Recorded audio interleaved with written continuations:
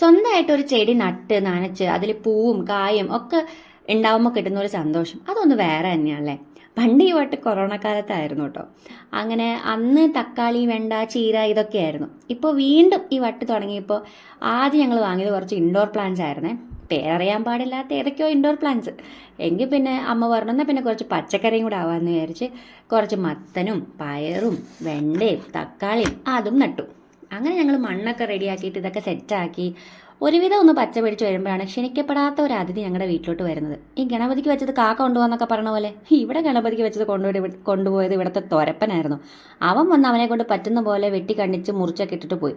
പിന്നെ ഇവിടെ ഇരുന്നതിന് സേഫ് ആവില്ലെന്ന് വിചാരിച്ച് ഞങ്ങൾ ഇതെല്ലാം കൂടെ പൊക്കിക്കൊണ്ട് ടെറസിൻ്റെ മുകളിൽ കൊണ്ടുവച്ചു. ഇനി ഇവിടെ എന്താണോ വരാൻ പോകണമെന്ന് അറിയാൻ പാടില്ല.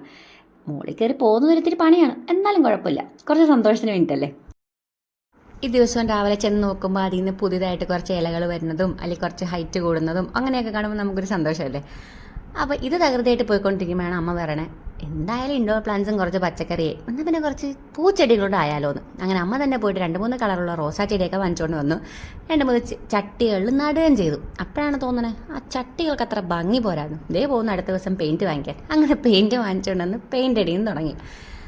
അങ്ങനെ എൻ്റെ വട്ടിൻ്റെ കൂടെ നിൽക്കാൻ വേണ്ടിയിട്ട് എൻ്റെ അമ്മ ഉണ്ടായിരുന്നു. അപ്പം നിങ്ങളുടെ വട്ടിൻ്റെയൊക്കെ കൂടെ നിൽക്കുന്നത് ആരാ? ഒന്ന് കമൻറ്റ് ചെയ്യണേ. അപ്പോൾ അടുത്ത വീഡിയോ കാണാം. ബൈ.